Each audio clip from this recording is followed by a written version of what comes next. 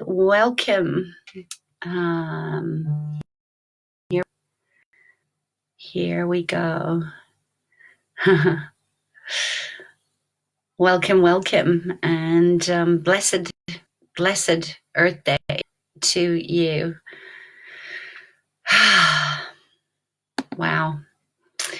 I love the quote, and I want to just start with that before we start looking at this conversation today on exactly what interconnectedness looks like and whether we're willing to be brave, to use our courage of the heart to come in and stop being the spectators, stop waiting for things to return to normal, and bring our grown-up, wise adult selves to this conversation. And as Albert Einstein says, to look deep into nature, and you will understand everything better. And I think that is just so pertinent as we look to the earth as part of Earth. Where did we get so lost? You know, what happened to our hearts that we lost our way so deeply through our ancestral trauma, through the Industrial Revolution? And where are we still in resistance to being on the sidelines, to actually waiting, as I said, for things to change, waiting for things to get back to normal, when there is no new normal? This is the new normal. And if we're going to continue to resist, we're going to find it incredibly challenging to adapt to this new earth. And I want you to bring your whole heart into this conversation today, to look at, what does stewardship mean to you? And how do we take responsibility to respond as a place of choice every single day, to be in compassionate, aligned congruence, that the nature of us as a species, that the nature of the I am presence in your life gets to live another day because you're treating the earth with kind regard, that it is a two-way conversation of, are you with me? I am with you. And that's really what I want to explore today, is what it truly means to actively participate, to get into the game of life, rather than in the victimology of the child parts that are still wounded, and actually step up in creating a new sustainable planet, a new sustainable earth as you, through interdependence.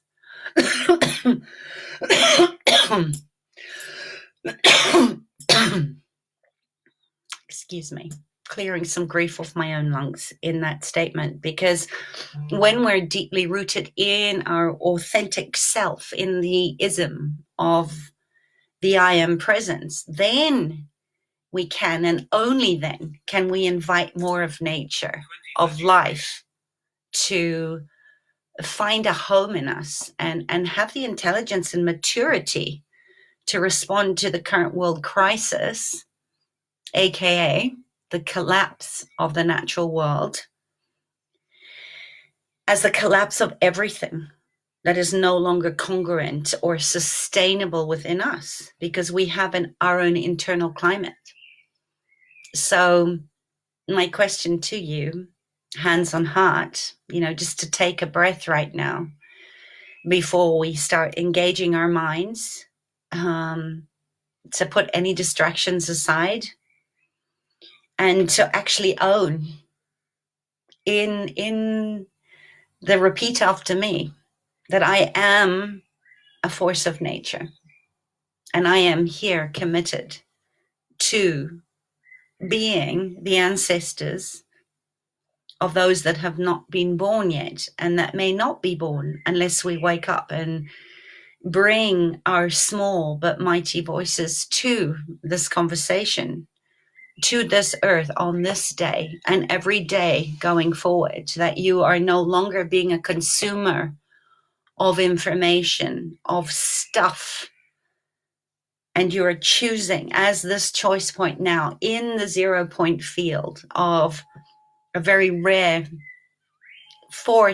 times, rainbow over New York today, of the natural world being restored to cleaner air, to water that is living again, that the return of nature, the balance of all the natural laws is your living legacy. And that you're in the game. So if you are, I'd love you to type, I'm in the game of life as an active participant, or just a yes to being the best version of yourself, of your already ascended self that knows you to be that. And I want you to really just feel into that. And I ask of you, as I ask of myself, in fact, I demand of myself and of you, if you're willing, that you participate, you comment, you ask questions. Tag 3 people right now. Share this, bring them in to this conversation where we neuromodulate, where we co-regulate, where we create healthy connections, because we co-create our own safety and belonging. Because that is the gift, my darlings, of interdependence. And what does that mean?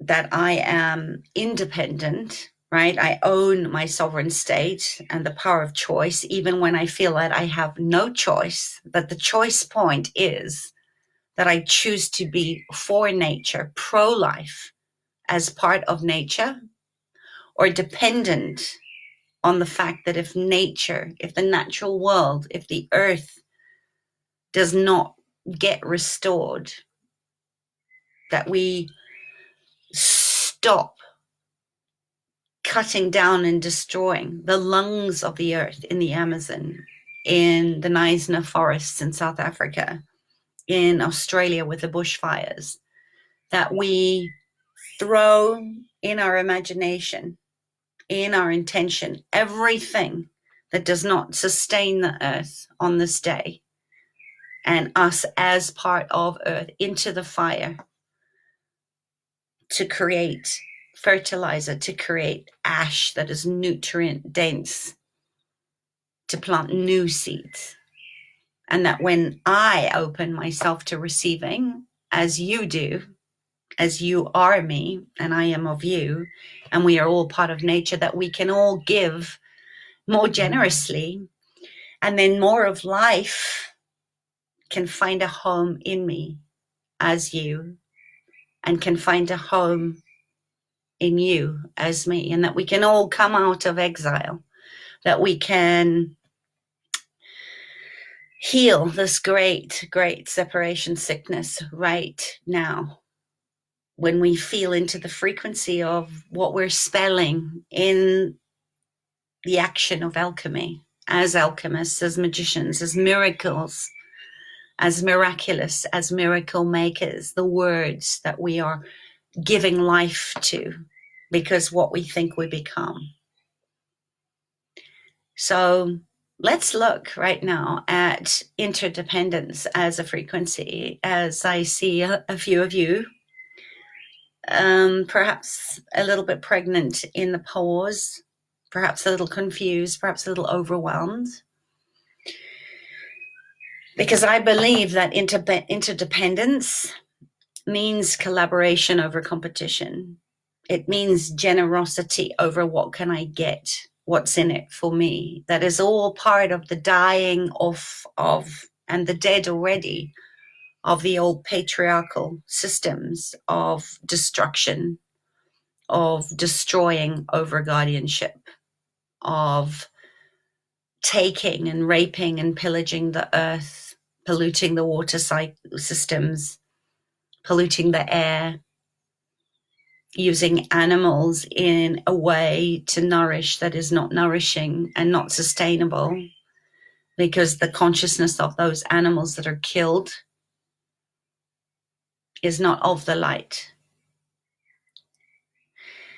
And of looking to how can we give, how can we serve, how can we be more of our essential nature as the true expression of nature, herself. And I think in our mature intelligence to respond to the current world challenges in the way that we're practicing, that love is a verb, that we are love embodied.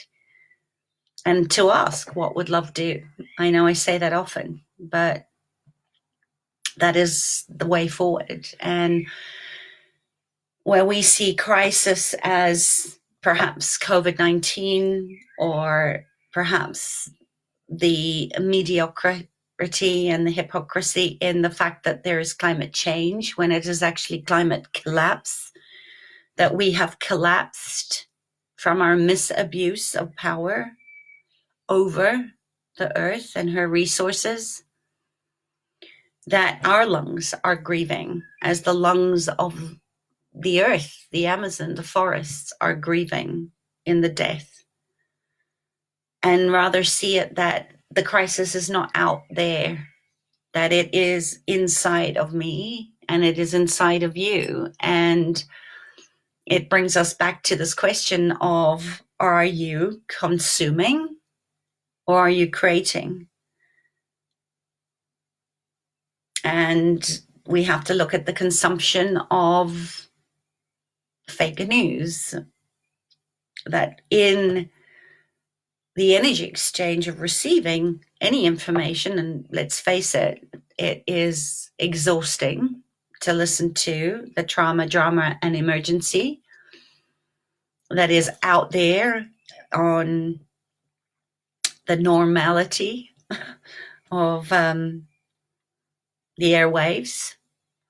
But are you a spectator to the crisis as something outside of you? Honestly, that you're falling victim to the fear, the irrational fear, rather than existential fear of survival, and it's all part of it, there's no right or wrong here?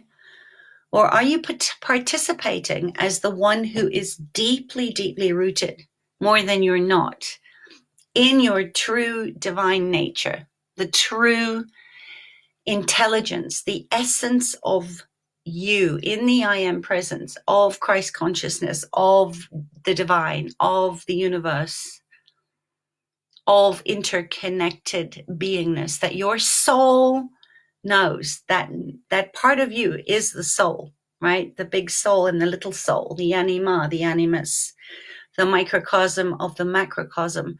But that part, your soul that knows the divine true nature of life, is an ongoing, hail, holy, red yes. Permission to creating life, which is alive in me and you. Are you? Are you really doing that? Or are you not trusting the process and the invitation to step up? Because the part that knows, just as our ancestors died in order to give life to us, that we too, as part of nature, will die.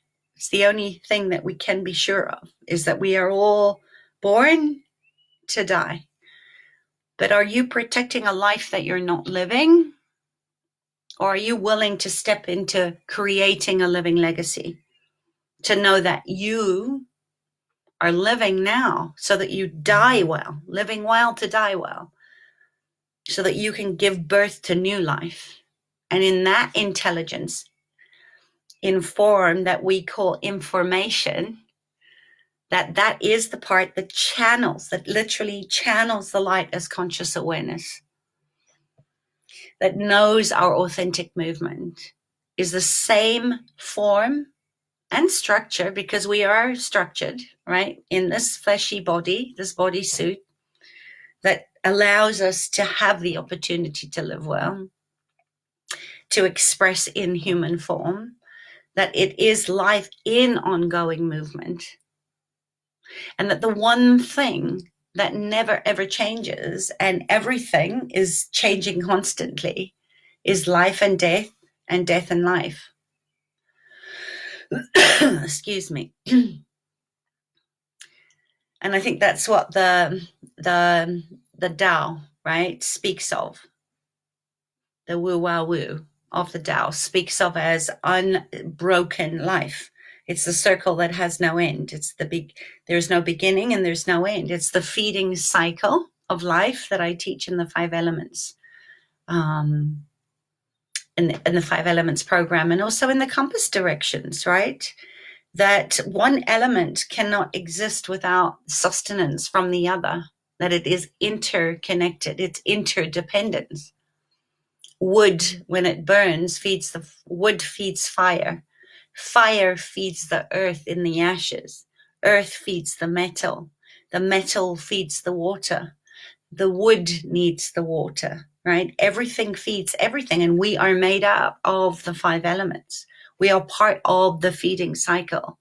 And just as we can say that this virus or the microbes and the parasites that express more of our personality, of our individuality than our own DNA expression,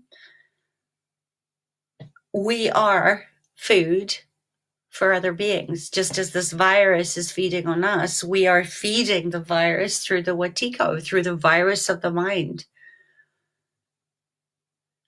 Because we have forgotten our interdependentness. We've forgotten our hearts. That is what creates the separation sickness, and the sickness that is actually making our earth very sick, because our internal climate is sick. And I hope I'm making sense, because the comments are going so quickly that I can't actually see them all. But I will go back and answer any questions or comments. So please keep your questions and comments coming in. Another way to think of this is think of your hand, your hand moving through the air, that it moves as fast as the water in the stream, unbroken, and that there's no resisting the current, and there's no resisting of your hand in the current. You're part of the rhythm of life. So when you find your natural rhythm to be of life, of nature, you access your beauty, your promise, your creativity, your love, your generosity of spirit. That is your own movement. That is the calling of your soul's presence, right? Because we're connected then when we come from the heart space. And why I keep saying that the only way to create a sustainable planet and to have the peace of mind that you're creating from a place of generosity and service has to come from a heart-based economy. Because we know that the headspace of an industrial patriarchal system has killed and has destroyed the earth to the point where we have gotten ourselves in this great big mess, where our very survival as a species depends on it, as we have seen the mass extinction of other species through our own disregard, through our forgetting our stewardship to be the guardians of other sentient beings. So we have to access our own beauty, our own purpose, our own trust in life. We have to believe in our potency in order to create. And I say this all the time, if you follow me in Healthy Body, Quiet Mind, where we are learning to reset our nervous system to create our own safety, that you cannot create, you cannot co-create, you cannot believe that you are not alone. If you are separated from the heart, if you're stuck in that root chakra, which is where most of the world is finding themselves now, in existential fear of survival. When you're in survival, there is no thrival. Your nervous system is not interested in creativity. And in there, another story for another day, that's where I help you to reset your nervous system, to become your own creator of safe embodiment, so that you can create generative relationships with others. You can co-regulate, but you have to learn to regulate yourself first. And that is your own movement, the calling of your soul right now, to be present, to be connected, so that you can innovate and be immersed and interdependent in this beautiful universal intelligence of life, where you're living your best life, you're creating your own living legacy. Then you have the form and the structure of matter, which is a whole nother aspect of this that we call habits and structure. And our nervous system, again, is rather interdependent on structure in order to create safety, not an illusion of safety, which is where most of us are.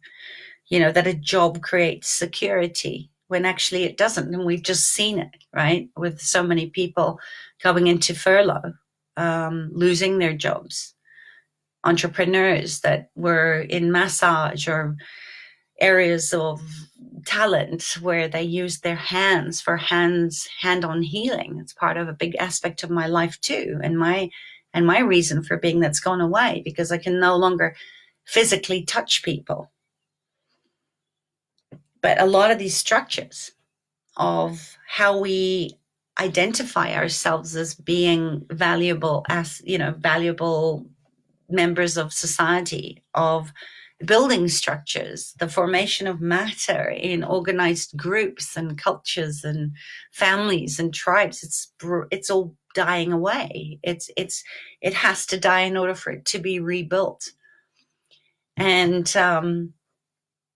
again, coming back to Earth Day, we're being called, perhaps where we're not ready to be called. In this time of change, we're being really confronted right now to let go of a lot of these old, outdated, inflexible structures, because they're no longer sustainable. Not to you, not to society, not to business as usual, not to the planet. Especially the habits. And maybe, I've certainly been there myself, where I've been feeling existentially threatened. As I said, a lot of my work is hands-on. It depends on connection with the animals that I work on, with the people that I work on when I do fascia release. And I work with bodies. It gives me great joy to be in touch on that level. And yes, energy flows, right? And yes, a lot of my sessions are done over great distances. I think I have clients in 11 different countries around the world, and they're powerful. But as mammals, we are touch starved. We need touch. We need connection. Otherwise, we wither and die. And I know that the day will come where we will really actively appreciate in our participation of allowing ourselves to give and receive touch again. And yes, I totally get it. We're all being financially threatened right now. As the habit of going to work for someone out there, or where perhaps you saw yourself or believed in the habit of an industrial age that gave you the security of an income because you went to work as an employee, where regardless of the day, it didn't matter if that business was doing well or not, you got paid. I used to employ 35 people when I made furniture. And it was a huge responsibility. So I invite you, to again, just to take a breath, to check in with yourself right now and notice how you're feeling in your body as we start to explore some of these habits and the necessity of where some of them need to die permanently, not be revived. They need to dissolve, go away, like the habit to choose certain things that are no longer your right, where your freedoms have been taken away. And then also to look at some of the habits that you had no choice in them going away either, like to see friends when you want to, or to go out when you want to, and consume meals in restaurants, or buy things when you want to. What's happening right now with you when your habits are being challenged? Notice how you feel in your body right now. Check in with your breath. And can you see how many habits are easy to let go of, and to really truly honestly share what is essential in your life right now. Is it more time with your partners? Is it more time with your children? Have you started to actually realize just how much or how out of touch you were with your relationships? What is essential in your relationships right now? That perhaps the habit, right, or the distraction of going off to work every day, or sending your kids to school, or perhaps doing a lot of travel like I did to different parts of the world that have gone away, have given you this beautiful opportunity to sit in the discomfort, to sit with your grief in the waiting room, and to hold space, to really feel so that you can heal and not go into distraction, which I think was part of this process in the beginning. And no right or wrong here, but just something that I think was part of the process and the stages of grieving for what is no longer there. And can you also see where some of the old unhealthy habits in, long-term habits that were not sustainable have gone away, which were maybe taking over your life and, destroying your relationships without you perhaps really knowing it. I know for me, I used to spend far too much time obsessing and distracting and disconnecting from my dysfunctional marriage by working, the workaholism, and how much I lost out on time, quality time with my daughter, and how angry, rightly so, she is with me now. That I was working all the time, that was never with her. And it kept me from truly being an active participant in growing her up. And maybe you're finding that in your relationships and with your parents or your children or your friends or your partner, or perhaps, more importantly, with yourself. And, now that you're being confronted more intensely in perhaps homeschooling and juggling work and preparing meals and feeding your family and keeping your house clean and trying to find new ways to create income because you can't make money like you used to, in the habit of being employed or self-employed in the people business, because remember, how does money come to you? Through people. So how is your habit of distraction working now, in the many hours of enforced close connection with your family? It's difficult, I know. I speak to my clients every day, and we're working through this on many, many levels of, family constellations and dynamics and matrices, even that are affecting our pets, our beloved animal friends, who are not used to perhaps us being there and having our busy minds in their space all day long. Maybe they're also taking some strain of you being home all day. And I've seen some really funny memes about animals that are like, oh my God, I wish my person would go back to work, because I've lost my spot on the couch. So my question again, and I'd love you to type that in the comment, is, what is essential right now for you in the relational field, in the way you worked or traveled or consumed or engaged or disengaged? So just check in with yourself and just reflect for a moment where your habits have maybe been shaken to the core, disturbed, or triggered, deeper aspects of wounding that are asking for resolution in this sort of time of social isolation, of global shutdown. Are you shutting down? Are you trying to numb out? Are you going back to sleep? And I encourage you, to listen to this again, or right now, just make a note of what is essential consumption for you. How are you spending your time? How are you going to spend your time when you start looking at futuring? How you want to live your future by creating it now in the present? Because you can't create a beautiful future, a brilliant future, an abundant, sustainable future if you're living in the past, or you're too far forward in the what ifs and the existential fear of worst case scenarios and negativity bias. And I talk a lot about that in other videos. But where are you spending your money? Where are you spending your time? The freedoms: time freedom, location freedom, money freedom. Where are you going? And what does it mean? What does it really, really, really mean for you? What is essential? And I've had a laugh about that too. And the UK government's like saying, you can only shop for essentials. Well, what is essential for me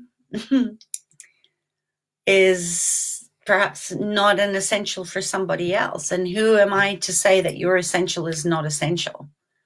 And I think that's been triggering a lot of existential fear in people, where the law is actually telling you that it's an either or reality, that you have to have this or that, that if you don't have this, you're going to lose something, which is essentially our nature, that we're always looking at what are we going to lose?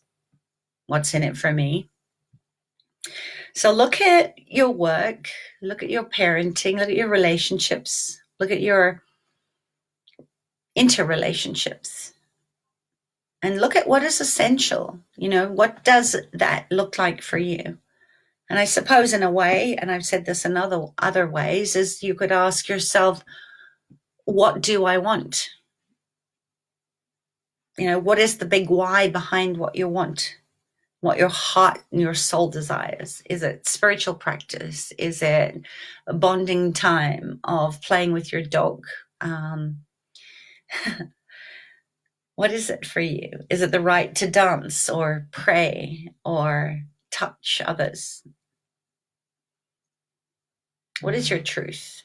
And how are you spending your time, this time in your life now, where you've been forced into quarantine, so to speak, that you didn't choose consciously, to really be forced to deconstruct your life and to sit with the discomfort and the pain of that and the agony and also the ecstasy of it, to really feel truly into what do you want? What does your soul desire? What does your body require?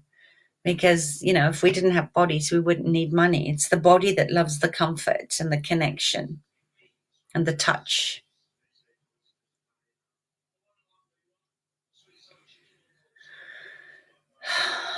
So would you be willing to just allow yourself to really feel, so that you can heal some of these wounds that you've buried so deep, deep, deep down in your tissues, in your body, in your cells, in your intergenerational and your inherited trauma? Remember, trauma comes from the Latin word traum, which means wound. What do your wounded child parts require and desire of you right now? And are you willing to actively participate in holding space to listen and grow those child parts up from a place of secure attachment as the wise, ascended, beautiful mother, father, God that perhaps you never had as a child? What's essential for you right now? And what is this all bringing up for you? I'd love to know. I love that you're in, Sue. I'm so glad you're on this journey with me. What is it bringing up? And you can write that in the comments if you're brave enough to inspire others through your active participation. Is it fear? Is it anxiety? Is it doubt? Maybe it's relief. Maybe there's happiness there, or peace for the first time in a long time. And I've had this conversation with many of my beautiful private clients, especially the highly sensitives, the empaths, so many of you that have developed incredible resilience, incredible courage and strength because you've survived more than one traumatic event, or you've come out the other side of narcissistic abuse, really owning your sovereign state. And a lot of you have been going, why do I feel so relieved? Why am I feeling comfort? Why am I sleeping better than I ever have before? Almost like a survivor's guilt of, shouldn't I be feeling anxious and horrified and terrified like the rest of the world? And so many of you have said, you're feeling alive. You're feeling that dependence. And I say to you now, if you've been one of those that have been going into the guilt of maybe there's something wrong with me, why am I not reacting? That if you have come from any kind of attachment style, but especially a disorganized attachment style, where perhaps you've been the misfit, the black sheep, the one that never fitted, the one that always felt there was something wrong with you, that now, because there is more, you have more capacity to hold the space. Now that the morphic field is interconnected in this collective trauma, that it's natural because you no longer feel alone, right? Others are feeling what you felt your whole life. So if you're feeling that perhaps you're not so driven because you're slowing down, that you're not overwhelmed, that you kind of feel maybe underwhelmed, maybe you're not exhausted, maybe you're just relaxed. Maybe this is what it feels like. And this is not about looking for what is right. It's rather what is beyond the concept of who am I in my humanity reflected back onto myself. This is an opportunity. This is a chance to push reset, to hit the refresh button on your life, to reboot your nervous system as that active participant who's actually engaged in collectively resetting the whole world's nervous system. And would you be willing to own that and acknowledge that you're playing an active role in that gifting so that you can receive, that you can hold more of your life in your hands? And to just also be gentle with yourself, because as some of these old outdated structures die off and go away, there's going to be this space that you're going to want to feel perhaps a little unsettled about, and maybe fill with more distraction. So, what can you intentionally hold space for that you're going to fill with new generative loving habits where you're grounded and embodied safely, that you're in harmony with all of life, of nature, of the earth? Just give me 1 second. Hold on a second. Heather, I'm just on a call. Okay. I'm fine. I'm just on a call. I'm just on a call. I'm just talking to somebody. You were asleep. Okay, I'm coming now.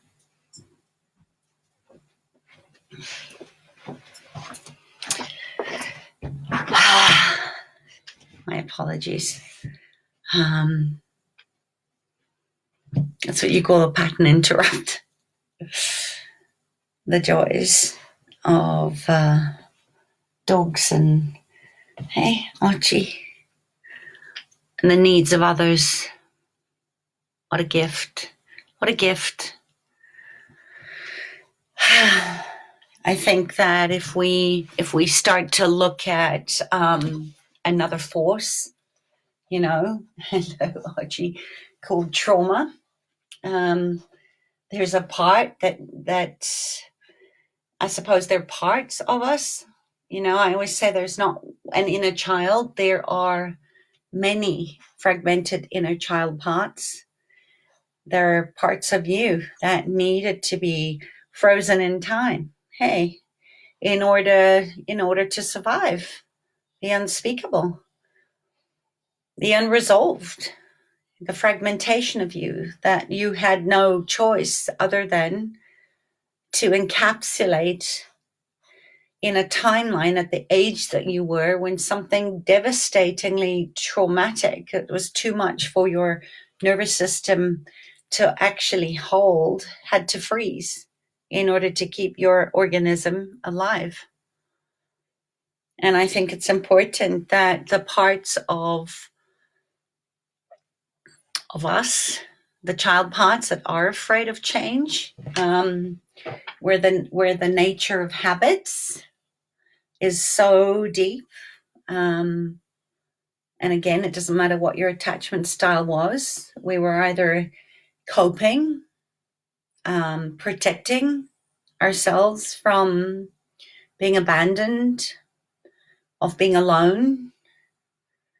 But those habit forming parts of us, I invite you to really look at, perhaps they're freezing again, pockets of time and space in your nervous system. Because in a way, this is another beyond belief moment that is for all of us at some time going to be overwhelming. That's going to trigger unhealed wounds at the past, and the present and the future, kind of all a little discombobulated right now, because it is happening in the present. And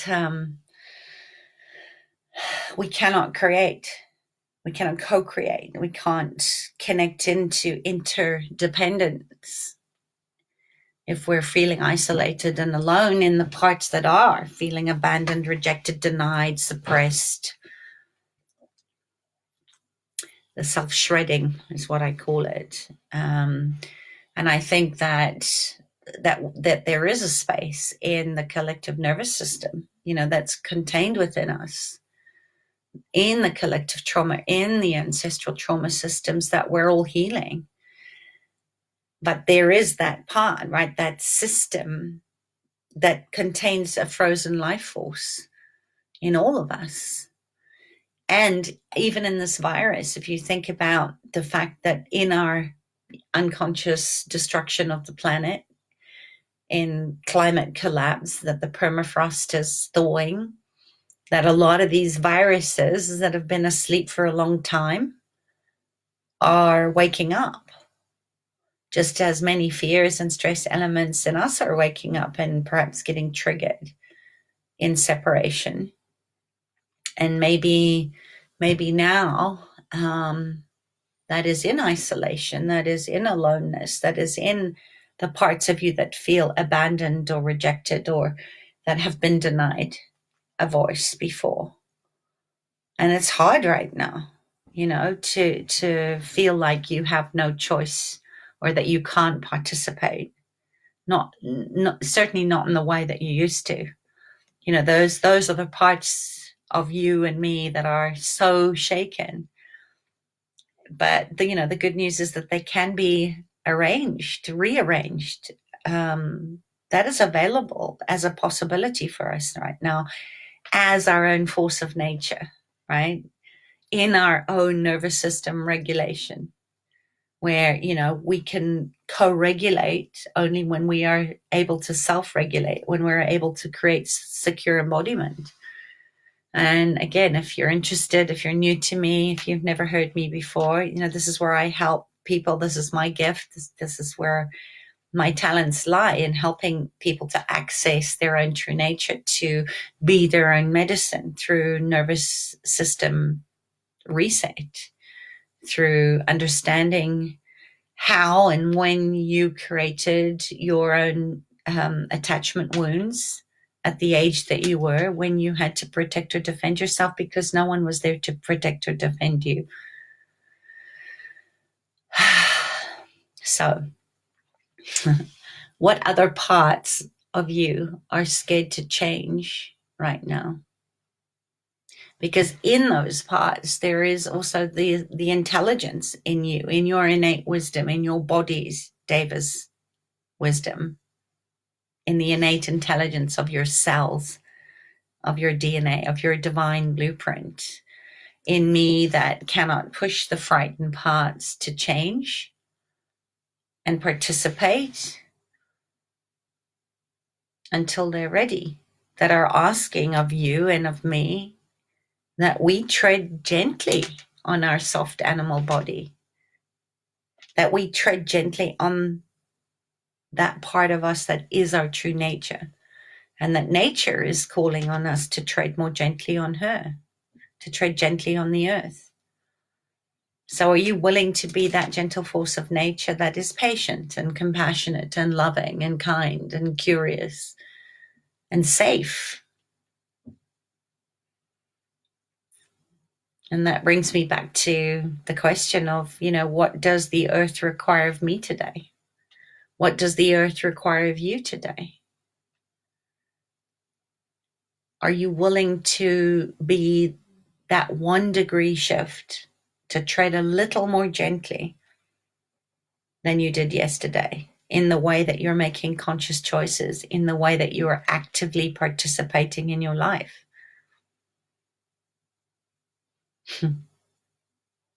Hey, Archie says we talk too much. Hey, we humans, we just talk too much. And then, of course, there is that evolutionary soul part of each of us that is connected to life. And we know of it through the mystery traditions of Earth School. We've all got our PhD on Earth School. Is reminding us that in times of crisis, the power lies very, very close to miracles. I think that there is no separation between crisis and miraculous. It is one of the same. And if we just think about the holidays, the holiness, the holy days and what they meant before commercialism.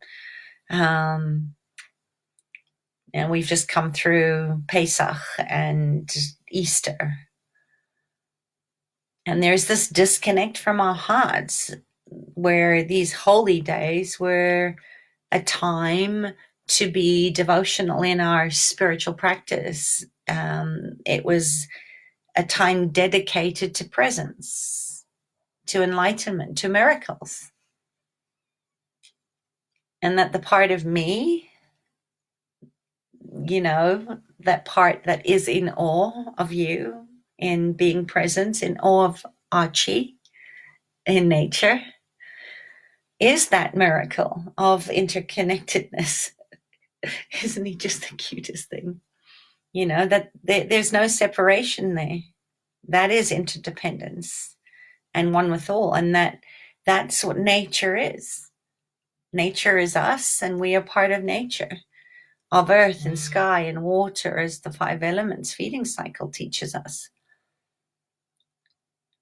So again, it's that conscious, intentional awareness of what am I feeding, and also what is feeding me, energetically, physically, mentally, emotionally, etherically.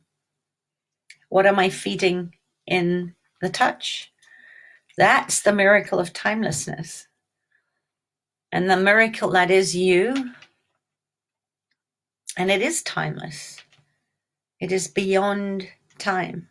It is pure infinite space, the space of possibilities. And it means it didn't happen then or now, because timeless is always in the present, not in the future, not in the past. So on this Earth Day, are you participating as a steward, as a guardian of your own internal climate, of the nature of all nature through the new life economy? Or have we forgotten how to access that heart space of interconnectedness, of interdependence, because of this imbalance of patriarchy that has been so rooted in the I am, in the what's in it for me, rather than in generosity and service and love. What would love do?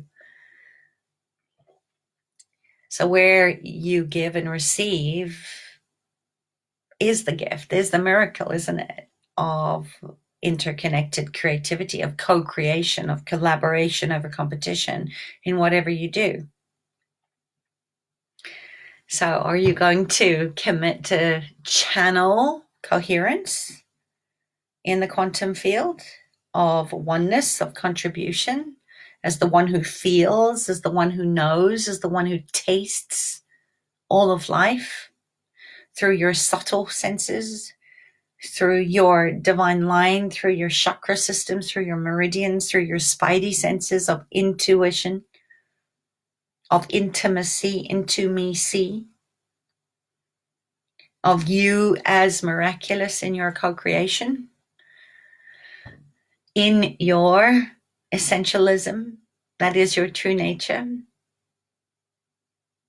And can we commit right now to sacred activism as global citizens of the earth, as the nature of all things, that you can and will create something out of nothing? That is the alchemist that knows and trusts that you can, and you've done it a million gazillion times, lifetime upon lifetime, in timelessness.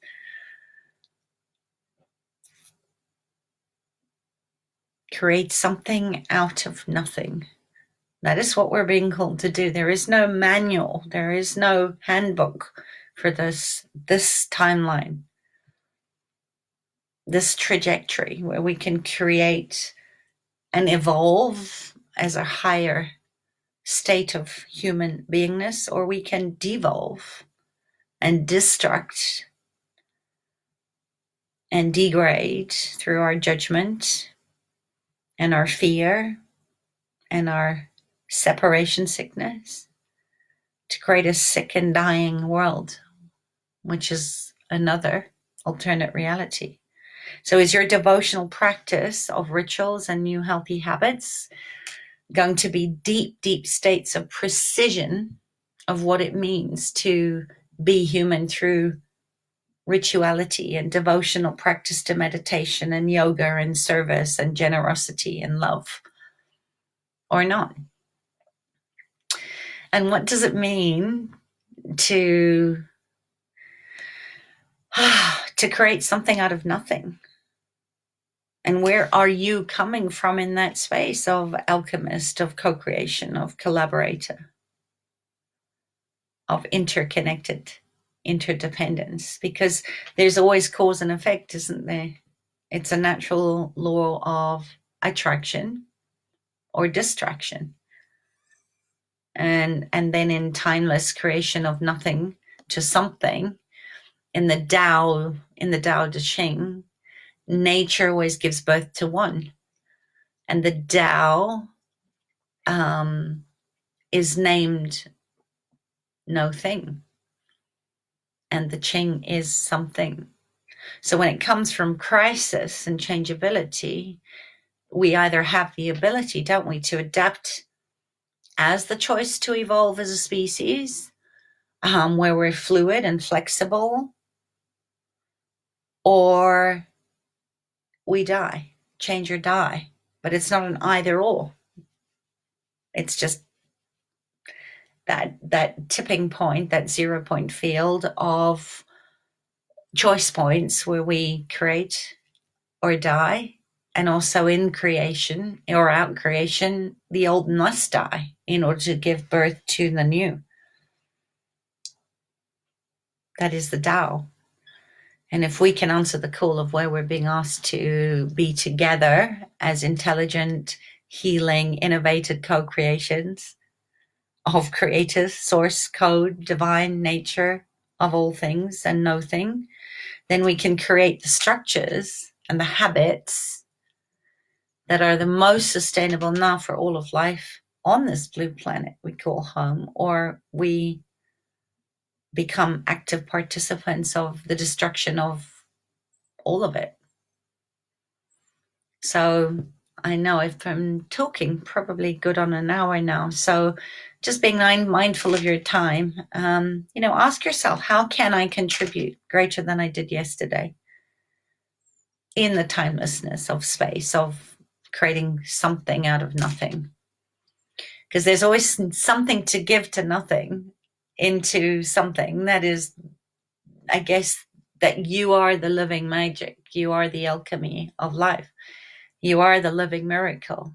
And seeing the miracle of another life, a life like this, or a human form, or a tree, with reverence and deep, deep love and gratitude, in the stillness of just this moment of connection, of all your parts, all the parts that we can remember, that there is an innate wisdom and an intelligence of our body and our mind and our spirit, that we forget in the science and the intellect, which is why animals are incredible teachers, of how to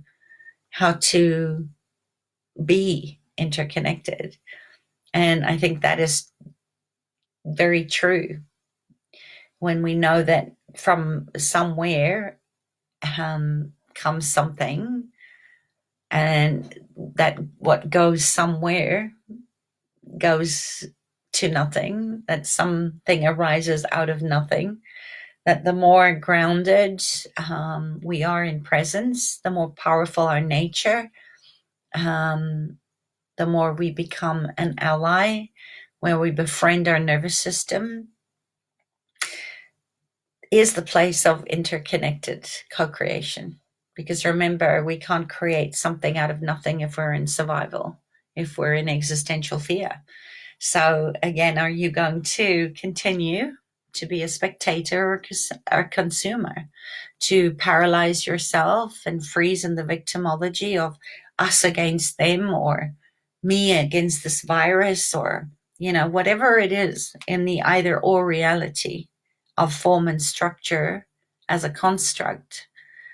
Or are you willing to co-create as a generative, powerful participant that is actively using your alchemy in a good way to create a living legacy, way beyond anything you ever imagined yourself to be able to do? And Archie says, you guys, just, get on with it. Be yourself. Ask yourself. Play. Run like someone left the gate wide open. And that has to come from a place of, how can I contribute more generously today? One way, and I think the key to all of this is to walk your talk, to be authentic. And I know it's rather cliche, especially in life transformation. And I think that authenticity and vulnerability have been bandied around in a way that hasn't given an honoring and a reverence to its true meaning. But, what is true authenticity?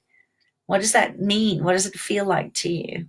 In your ability to walk your talk, and to know that, being human, you're going to make mistakes, not as a wrongness, but that you take something, you try it on, and you realize that it's a misfit, that it doesn't feel cohesive, that it doesn't light you up. What does it feel to sense and to measure your coherence on a mental and emotional and physical and an information level, when you really listen and feel and express, and just live an embodied life where you're making informed choices, right? Information. It's all in the unified field. It's in the quantum field. But what is true for you? What resonates with your soul and your calling and your purpose and your service? That's what I love about nature. In the natural world, the field is flat, the plane is flat. That's why you see that morphic resonance in the field. If there's a rustle of a leaf, all the prey animals that are grazing, one looks, everybody looks. The predator, it's the same. We've forgotten how to create that inner stillness to be able to see when things are out of congruence.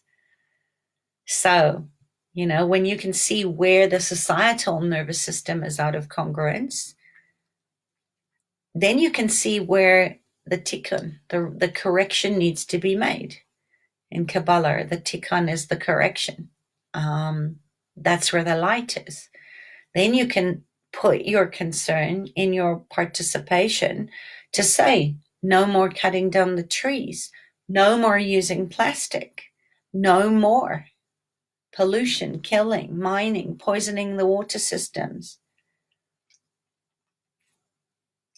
The way we're farming animals, the way we're using the natural resources, the way we're using our own resources as part of the global economy that is heart-based. So how can you train yourself